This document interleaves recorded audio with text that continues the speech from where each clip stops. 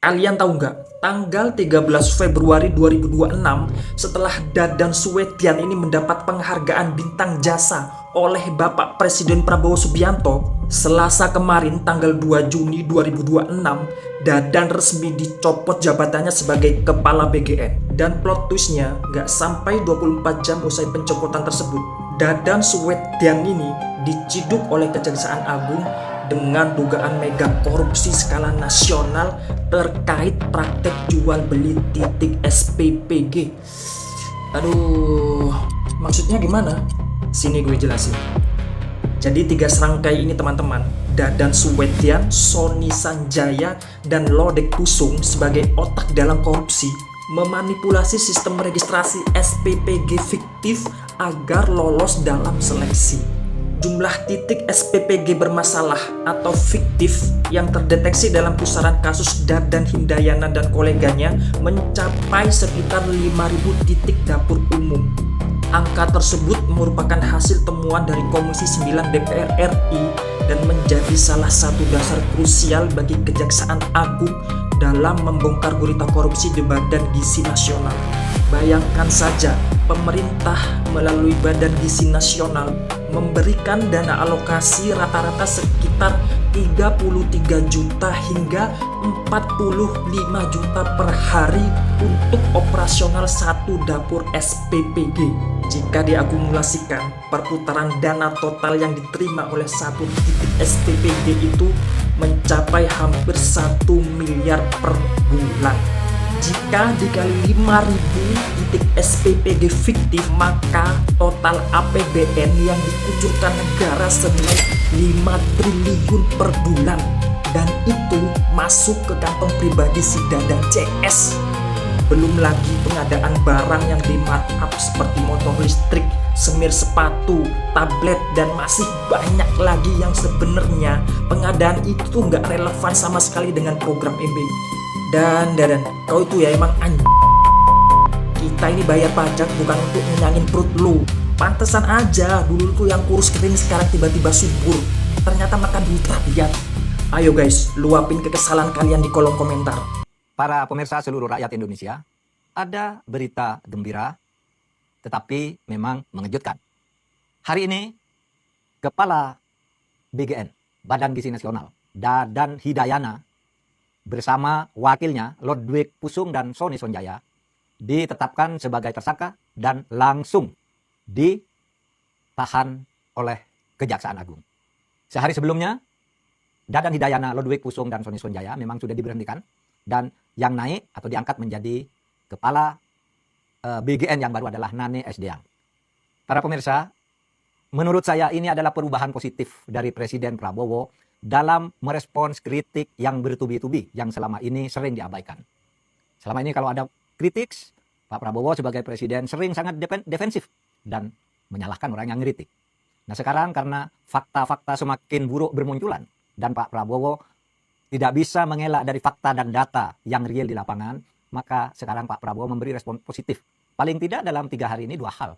Pertama, pidato Pak Prabowo pada peringatan Hari Lahir Pancasila 1 Juni 2026, 2 hari yang lalu, itu sudah membaca teks. Sehingga sesudah pidato selesai tidak menimbulkan kontroversi. Karena pidatonya formal dan fokus. Tidak lagi ada pernyataan-pernyataan di luar konteks dan memancing reaksi. Itu reaksi yang bagus. Karena memang banyak yang menyarankan sebaiknya kalau berpidato resmi sebagai kepala negara atau presiden, Pak Prabowo itu ya pakai teks. Biar tidak liar lah gitu ya, biar fokus. Lalu selama ini juga Pak Prabowo selalu menolak, selalu bersikap defensif atas kritik terhadap tata kelola makan bergizi gratis. Setiap orang mempersoalkan itu selalu dianggap tidak setuju dengan program pemerintah. Padahal yang kita kritik itu tata kelolanya yang selama ini amburadul.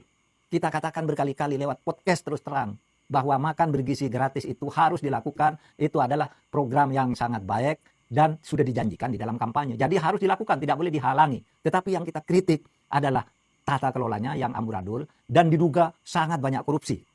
Oleh sebab itu kita mengapresiasi Kejaksaan Agung Republik Indonesia yang telah melangkah dengan cepat menetapkan ketiga pejabat yang disangka sekarang, bukan lagi diduga, disangka karena sudah ditahan. Yang disangka melakukan korupsi tersebut pada hari ini. Salut untuk Kejaksaan Agung kali ini.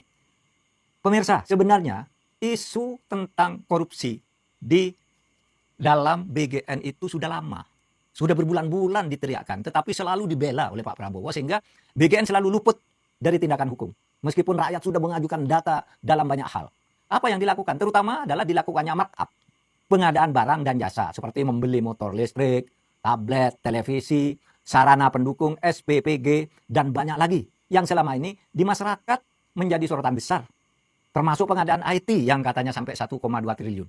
Ketika masalah itu dipersoalkan oleh masyarakat, tidak ada tindakan dari aparat penegak hukum, tidak ada penjelasan yang resmi dari pihak BGN, sehingga seakan-akan berjalan begitu saja. Masyarakat sudah makin marah, semakin dilontarkan di mana-mana, dan sekarang Pak Prabowo merespons, tindak, bawa itu ke pengadilan, periksa korupsinya. Ini bagus. Karena apa? Yang dilakukan oleh BGN itu, misalnya dalam bentuk jual beli titik SPPG, ya, satuan pelaksana pemenuhan gizi atau satuan pelayanan pemenuhan gizi atau dapur untuk makan bergizi gratis itu dijual belikan sehingga yang anggaran yang besar itu yang sampai ke masyarakat itu sangat kecil. Itu adalah lancung. Dan akibat kelancungan seperti itu, maka penanganan MBG kacau. Nilai gizi dan standarnya tidak jelas, banyak yang keracunan, bahkan dalam praktek banyak yang hanya mengasih ciki, makanan plastik, kasih lele mentah, dan yang lebih dari itu, yang keracunan itu sampai ribuan. Pemirsa, markup di BGN itu telah melahirkan dugaan kickback atau suap. Sehingga para penyuap itu ketika mendapat proyek MBG, mendapat dapur MBG atau SPPG, itu melaksanakannya dengan kualitas yang di bawah standar dan sangat rendah. Alasannya apa? Saya sudah membayar dengan proyek-proyek pengadaan barang dan jasa yang bentuknya kickback. Itu kira-kira yang terjadi. Dan tidak akan jauh dari itu nanti dakwaan jaksa penuntut umum. Para pemirsa, ini adalah akibat dari tidak adanya tata kelola yang baik. Berkali-kali saya katakan melalui podcast ini, Pak Prabowo, wahai pemerintah, di MBG itu tata kelolanya kacau. Banyak dugaan korupsi, membeli hal macam-macam. Nah sekarang, meskipun agak terlambat, disadari, tindak dengan tegas para orang-orang lancung di dalam proyek makan bergizi gratis yang dikelola oleh BGN ini. Selamat. Tapi ada hal lain lagi yang harus ditindaklanjuti. Saat ini menurut saya, aparat penegak hukum harus segera bertindak atas sinyalemen terjadinya tindak korupsi di Bea Cukai. Nama pejabat Bea Cukai, dirjen dan staf-stafnya, itu sudah banyak disebut di pengadilan. Patut diduga karena sudah menyebut angka, menyebut amplop, kode amplop, tanggal penyerahan. Itu seharusnya langsung ditindak, langsung diperiksa. Dan ini kemarin mendapat perhatian juga dari Pak Prabowo. Presiden Prabowo dalam pidato di DPR pekan lalu juga mengisyaratkan kepada Menko, Menteri Keuangan agar mencopot pejabat-pejabat Bea Cukai jika tidak bekerja dengan baik, termasuk diduga korupsi. Saudara, terhadap pejabat Bea Cukai yang telah disebut di pengadilan, itu ada 2 tindakan hukum yang harus segera dilakukan. 1, tindakan hukum pidana. Yang kedua, tindakan hukum administrasi negara. Tindakan hukum pidana sekarang harus segera dilakukan, apakah oleh KPK atau oleh Kejaksaan Agung, karena namanya di pengadilan sudah muncul. Nama Dirjen Bea Cukai itu menerima sekian, kode amplopnya ini, jumlahnya sekian, itu sudah jelas muncul di pengadilan sebagai fakta persidangan. Oleh sebab itu pidananya harus jalan. Ini fakta persidangan, itu harus diperiksa. Itu. Nah, kemudian yang kedua, tindakan hukum administrasinya.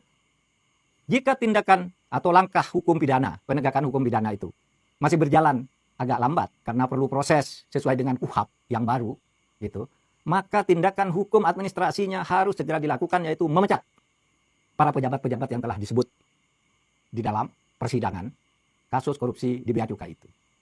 Jadi pidananya harus jalan dan harus dihukum berat karena di Bea Cukai itu salah satu sarang korupsi yang berkali-kali saya sampaikan. Yang kedua, hukum administrasinya juga harus dilakukan tanpa harus menunggu selesainya proses pidana. Karena kita sudah punya TAP MPR nomor 8 tahun 2001 tentang rekomendasi arah kebijakan pemberantasan KKN. Isinya apa di situ? Isinya para pejabat di aparatur pemerintah ASN apabila diduga melakukan pelanggaran, entah pelanggaran hukum pidana atau pelanggaran disiplin, itu bisa atau harus bahkan menurut saya, kalau kalimatnya itu diberhentikan, bisa dijatuhi sanksi administrasi seperti pemecatan, pensokorsan, dan sebagainya sebelum tindak pidananya dibuktikan di pengadilan. Jadi ini pemberhentian, pemecatannya ada dasarnya. Pecat segera. Hukum pidananya belum terbukti, Pak. Hukum pidana urusan lain, ini adalah hukum disiplin. Hukum administrasi negara. Dan itu TAP MPR nomor 8 tahun 2001. Berlaku sampai sekarang. Mari kita tegakkan hukum kalau ingin negara ini menjadi maju. Karena manakala hukum tidak ditegakkan dengan baik, maka kita hanya menunggu waktu untuk menjadi lebih terpuruk dan bahkan mungkin hancur. Dibawa dari kediaman itu 2 orang. 1 orang di hotel atas nama Sony yang di hotel, yang 2-nya di kediaman mereka di Bogor dengan daerah Matraman. Yang di Bogor itu Pak Dadan bukan ya Pak? Iya, Pak Dadan. Akhirnya Pak Dadan dicopot dari kepala BGN. Wah, seneng banget gua. Tapi harusnya bisa bernasib sama seperti Nadiem Makarim nih Pak Dadan. Banyak hasil kerjanya yang janggal banget soalnya. Kemarin padahal masih senyum-senyum bilang MBG bakal ada di luar negeri. Tahunya dicopot. Udah gitu nggak tanggung-tanggung, 2 wakil kepala BGN-nya juga ikut dicopot. Ternyata didengar juga keluhan kita ya. Kita apresiasi dulu pemerintah. Nah, kalau Nadiem Makarim bisa didakwa karena dianggap gagal atau bermasalah dalam proyek yang dijalankannya, berarti Pak Dadan dan kawan-kawannya juga bisa banget didakwa kan? Orang anggaran Prabowo resmi mencopot Dadan Hindayana dari jabatan Kepala Badan Gizi Nasional. Pemerintah menyebut pergantian ini merupakan bagian dari evaluasi kinerja. Tapi, tahukah kamu, sebelum dicopot, nama Dadan memang sudah beberapa kali menjadi sorotan publik. Salah satunya muncul polemik dapur makan bergizi gratis yang disuspend namun sempat disebut tetap mendapat insentif hingga 6 juta rupiah per hari. Pernyataan ini langsung menuai kritik dan akhirnya diklarifikasi oleh BGN. Belum selesai, publik juga mempertanyakan pengadaan puluhan ribu motor listrik untuk program MBG yang nilainya mencapai ratusan miliar rupiah. Lalu ada pula proyek sistem teknologi informasi atau software MBG yang nilainya disebut mencapai 1,2 triliun rupiah. Besarnya anggaran ini memicu banyak pertanyaan dari DPR dan masyarakat. Nama BGN juga sempat terseret polemik pengadaan berbagai perlengkapan pendukung, mulai dari laptop, alat makan, hingga kaos kaki yang ramai diperbincangkan di media sosial. Di sisi lain, program MBG juga menghadapi berbagai tantangan, mulai dari kasus keracunan makanan hingga persoalan operasional di sejumlah dapur. Kini, Dadan sudah dicopot. Pertanyaannya, apakah pergantian pemimpin ini akan membuat program makan bergizi gratis berjalan lebih baik? Tulis pendapat kamu di kolom komentar dan follow untuk update berita ekonomi dan politik terbaru. Salam logika. Guys, akhirnya Pak Prabowo mendengarkan suara keluhan rakyat.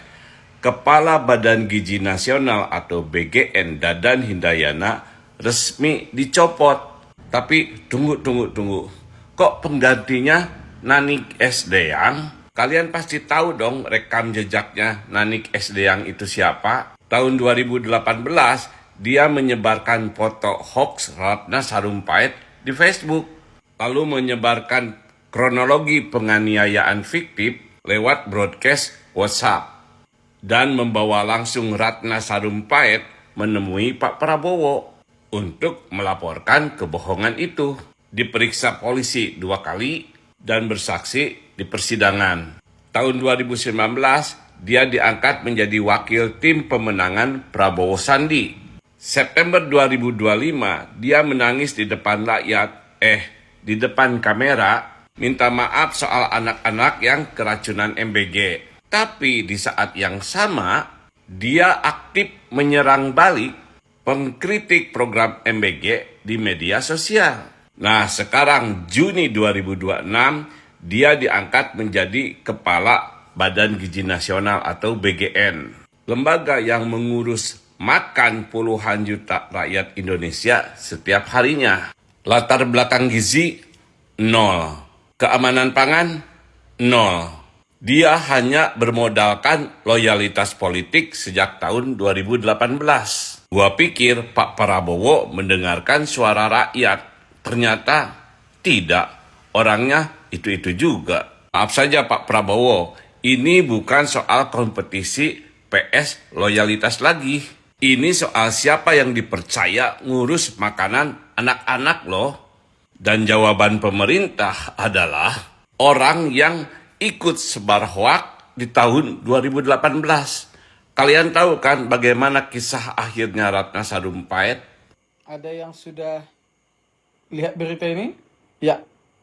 Kepala BGN Dadan Hindayana sudah dicopot oleh Presiden Prabowo. Dan digantikan oleh ibu ini. Sama aja nggak sih?